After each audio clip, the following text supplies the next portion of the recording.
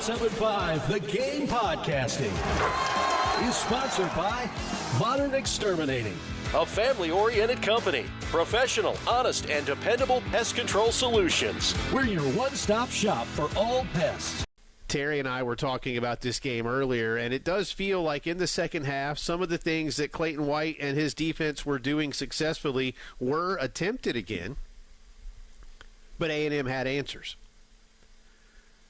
Disheartening is a word to try and label this result, because as a supporter, regardless of what your team's history may be, when you're doing something like that and you know where you are and you know who it's against and you know what that team that you're beating is attempting to do and what they've been through in their last few decades of football, and you have the opportunity to present an upset, to do something to build your program up, again, only to have it seemingly ripped away.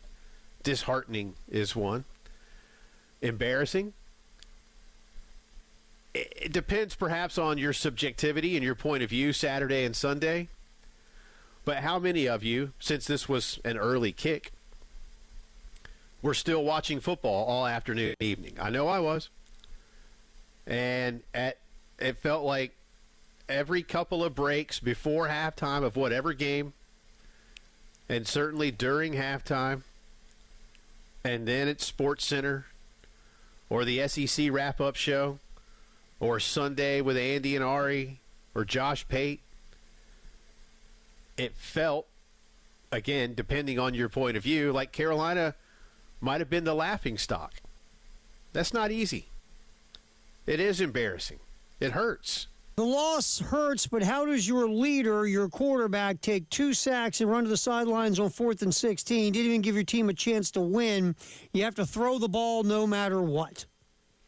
You do have to throw the ball no matter what on 4th and 16 heading to the sidelines. Yeah. You got to try to do something. Maybe you can get a PI, whatever the case. Yes. You know, the thing about I think it was a second down, and I'm going to say this really quick because I want to be fair. I thought Mike Furry in the first half, we saw, I've been whining and screaming here all year about poor route combinations all year, right, with the wide receivers. I thought there was some good stuff Furry did in the first half with route combinations. Like on that deep touchdown pass to Jacobs, they did a really nice job of running, I think, Jaden Sellers on a slant in the middle of the field, which made the safety react to him, and that gave Jacobs a one-on-one with the corner who he beat, and then Lenars threw a flat-out dime for the touchdown. And that's route combination, what I've been saying, Jay. Make these guys make bad decisions. Make them hesitate for a minute.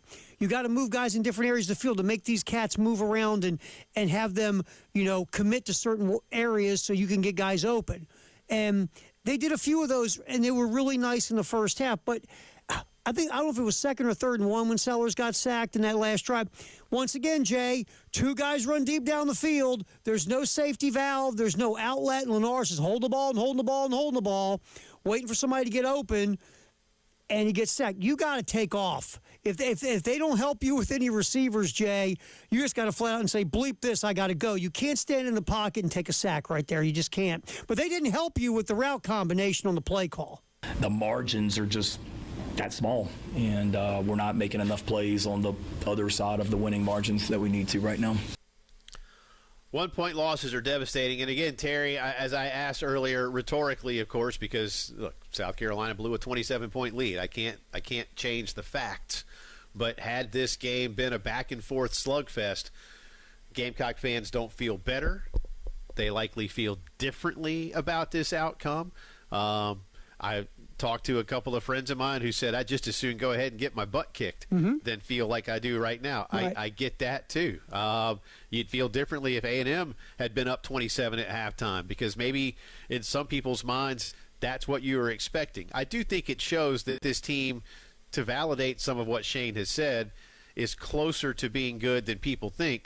But you know what, Terry? After 8 games in this league, despite how much of a war it is, and you had a couple of close losses, no question. You finished 1-7. You are who you are, and that's what's got to be fixed.